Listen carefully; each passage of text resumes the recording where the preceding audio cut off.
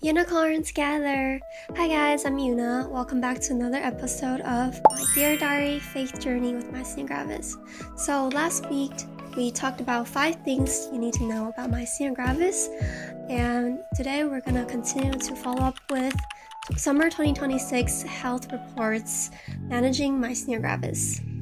So moving on to our next chapter, we're going to talk about daily life made easier for Myasthenia Gravis patients. So even though treatments are really important with managing and helping with your symptoms, there are still some things and small changes you can do to help your Myasthenia Gravis. And here are some key points that this book has written, so I'm going to be sharing them today.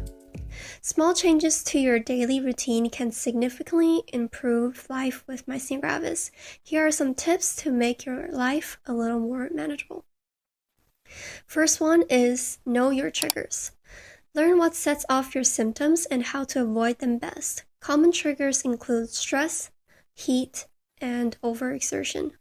For women, fluctuations in hormones related to menstrual cycles may lead to a flare. Keeping a symptom journal can help identify changes. So basically, these triggers that causes the flare-up, most common ones could be stress, heat, or hormone changes for women. If you're pregnant or if you're on your period, you can experience a flare-up. Since we know one of the common trigger for Myasthenia gravis is heat, the second point is staying cool. If heat exacerbates your MG, look into the latest seasonal products as the summer months approach.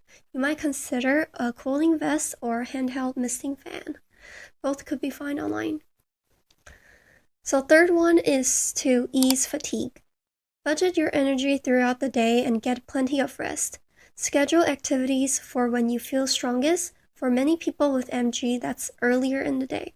So Myasthenia gravis is an autoimmune disease that causes muscle fatigue and weakness throughout the body, and it is through repeated movements or could be stress or any of these triggers that causes it. There's no specific cause for Myasthenia gravis. That's the number one thing I need to say. But it's an autoimmune disease, and since it is triggered by repeated movements, your Myasthenia gravis symptoms typically peaks in the evening because, daytime you have the most energy and then slowly goes down, right? Next one is sharpen your vision. If you're experiencing double vision, wearing an eye patch may help. Just be sure to regularly switch from one eye to the other to avoid straining one side. You could also place a piece of masking tape on one side of your glasses. So this is a trick that I used to. I had a pirate eye patch in high school. I didn't really like using it much because, again, it can strain one of your eyes, so make sure you just to switch them. And if you wear glasses, you can just put tape on your glasses, so you don't have to put it directly onto your eyes. Okay. Next one is safety-proof your home. If you have an unsteady gait, keep the floors clear, remove clutter and throw rugs, install sturdy rails on both sides of staircases, wear shoes or slippers with non-skid soles around the house if you have hardwood floors. Next one is considering using assistive devices.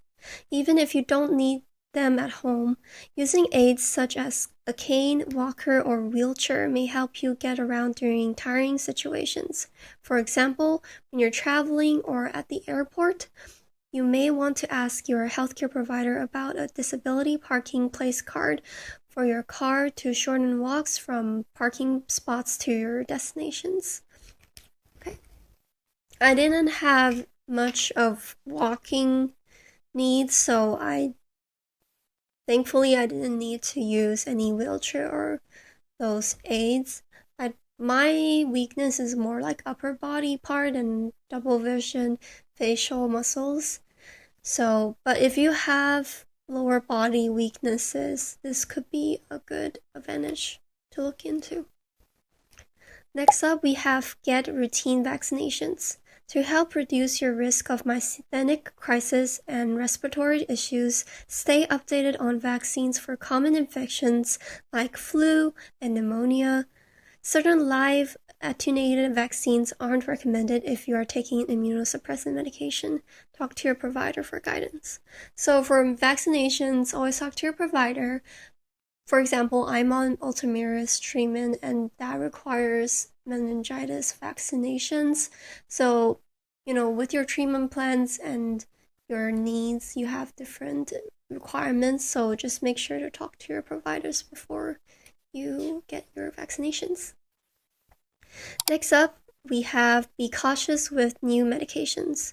Some antibiotics, beta blockers, statins, and other common medications can worsen MG symptoms. Talk to your healthcare provider and pharmacist when starting any new medications. Yeah, so this is true for anyone, actually, because there's people have different allergies, and now you're taking immunosuppressants, there's more things that you need to be careful of.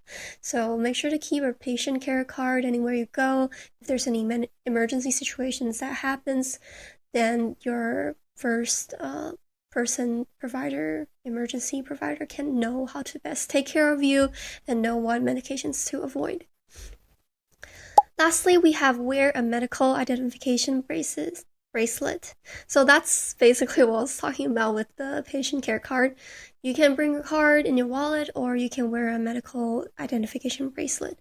This will alert paramedics that you have myasthenia gravis in case of an emergency. So yeah, this is important because they don't want you to give you the wrong medication that could potentially make your myasthenia gravis worse, right?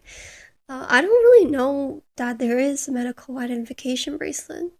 Does anyone have one? Anyone out there? I wonder how that looks like. If maybe I can design a bracelet for you guys one day. Okay, so next we're going to talk about questions that you can ask for your doctors. Your healthcare provider will work closely with you to help managing your symptoms and treatment. Asking the right questions at appointments can help you understand what to expect moving forward. Use this guide to navigate your discussions. So first up, we have about your symptoms. What are the symptoms of MG and how can they affect my daily life? That's the first question you can ask. What should I do if I notice new symptoms or symptoms getting worse? Are there any lifestyle strategies that could help or restrictions I should follow? Which symptoms should prompt a call to your office or a visit to the ER? So these are some questions that you can ask your neuro. Next up, we have about your treatment options. What are my treatment options? Which would you recommend and why? What are the potential side effects of any treatments? Will I need surgery? How well is my current treatment working? Are there other options to explore? And for additional information, can you suggest online resources that provide trustworthy information about MG? Or can you recommend any local or virtual support groups for people living with myasthenia gravis? So for this additional info, I can tell you there's a lot of online sources that are currently out here right now, and I'm really grateful.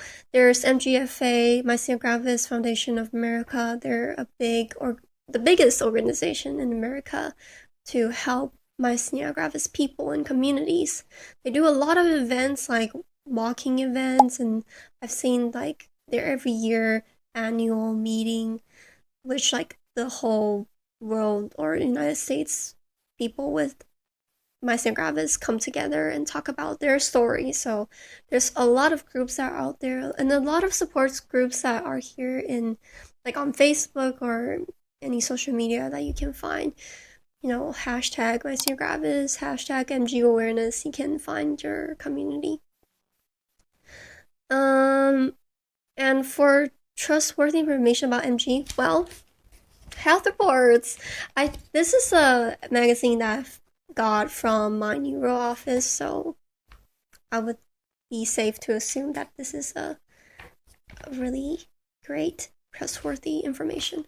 But always check your sources, guys. Always check your sources. There are a lot of AI out there right now, and AI is not always accurate. So make sure to talk to your neuro before you make any decisions regarding your health. So lastly, I want to share this page of when you don't look sick. So myasthenia gravis can a lot of time looks like an invisible illness because it is a chronic disease. So there are bad days and there are good days. And here's what to do when you don't look sick. Symptoms of myasthenia gravis may not be obvious to others, which can make daily life and relationships more complicated. Here's How to Cope by Leah Campbell. Okay, so let's see this article from Leah Campbell. Living with an invisible illness like myasthenia gravis means your symptoms aren't outwardly visible, but can still limit your abilities in significant ways. Maybe you wake up feeling relatively strong, but find that simple tasks like holding your eyes open while reading or lifting your arm to brush your hair become increasingly difficult as the day goes on. Or perhaps debilitating fatigue on some days makes it hard to do anything other than rest. Because your symptoms can be unpredictable and aren't always obvious, friends and family members might not realize how much effort every day requires, or may even question the severity of your condition. Here are ways to handle the impact of living with an illness others can't always see. Okay, this speaks to my heart. Okay, the silent struggle. Many people who are managing a chronic condition rely on friends or family for practical and emotional support, but an invisible illness can sometimes make it tricky to navigate these relationships. Your symptoms may require you to repeatedly turn down a friend's invitation for coffee or miss out on important family events. Maybe the person you turn to occasionally help with errands remarks, but you don't seem sick. These situations can lead to misunderstandings and hurt feelings, straining your support network just when you need it the most. When you add feelings of isolation on top of the stress of managing a chronic condition, it's not surprising that people with invisible illnesses can face higher risk of mental health issues. Studies have found that up to 41% of people living with myasthenia gravis have mood disorders. In particular, depression and anxiety are missed or diagnosed late, leading to worse symptoms and delayed treatment. Helpful tactics. While these challenges can feel overwhelming, there are ways to protect your well-being and navigate daily life. Consider these strategies. First one, we have open up to friends and family. Telling loved ones about what you're experiencing can help them better understand what you're going through. Being vulnerable is never easy, but it can often lead to stronger relationships. It may help to write out key points you want to cover, such as briefly explaining myasthenia gravis and asking for what you need. Or simply show them my podcast. I talk a lot about myasthenia gravis, so make sure to share my video. This can help clarify what you want to convey and prevent the conversation from getting derailed. Sharing your truth can ultimately be freeing. Because you have a chronic illness, I would say that sometimes you have to let go of a lot of relationships, but I think it's kind of freeing because a lot of those relationships are unnecessary, and those that actually will support you and will want to understand your conditions are ultimately the ones that are really reliable, right? So unfortunately, you do have to, with a chronic illness, you have to let go of a lot of relationships, but ultimately at the end, you'll have a clear vision of who you want to be with, right, at the end of the day. Seek community support. It's also worth reaching out to people who share your experience. Online support groups hosted by MG organizations as well as communities on social media sites are readily accessible. You'll have a chance to learn from others who are struggling with the same issues and to express your feelings to people who've probably felt them too. This can help you feel less stressed or lonely. Find the right providers. Everyone deserves healthcare providers who are passionate, stay up to date on the latest research and advancements, and want to help in any way they can. If you feel your current MG specialist isn't providing the care you need, ask around for a referral. Whether it's from your primary care doctor or a fellow MG patient, you might also benefit from talking to a mental health professional who is experienced in treating patients with chronic illnesses. They can guide you through coping strategies, decision-making, and other therapies. Lastly, we have practice self-compassion. Living with an invisible illness can sometimes lead to self-doubt, especially when others question your symptoms or when your abilities fluctuate from day to day. Try to remind yourself that your experiences are real and that your feelings are valid. Being kind to yourself can help you navigate tough days with greater resilience. Okay, I really like this written by Leah Campbell. I think this really summarizes how to show up for others and how to be more compassionate to people that are struggling in ways that we don't know of, and also to raise awareness of myasthenia gravis communities or other rare disease communities. I actually recently uploaded a video of my rare disease art contest painting process. So if you're curious about that, feel free to check out the video that I shared about my painting. And basically the painting is a reflection of my journey with myasthenia gravis. And if you like art, you may want to follow me because I post a lot of art. The last stuff they talk about, this page talks about finding the right providers at the very end. I would say I'm really, really grateful for all the people that I've met since the beginning of my myasthenia gravis journey. I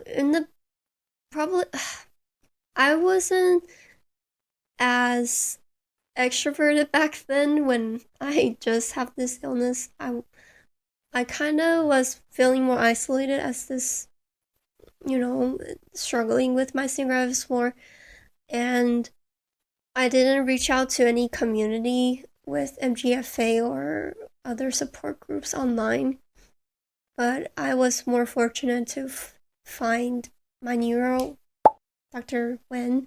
She's really nice, and she's been with me since the beginning of my journey. She provided a lot of treatment options for me, and she's really knowledgeable with myasthenia gravis.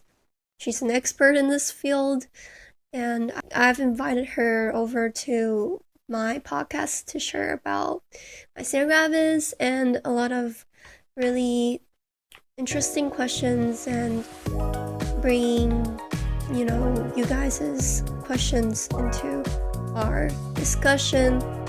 So if you have any questions that you would like to ask my neuro so we can talk about that in our podcast, feel free to comment or also reach out to me via email, or if you want to join my podcast, feel free to go to this link, and I'll see you in my next episode.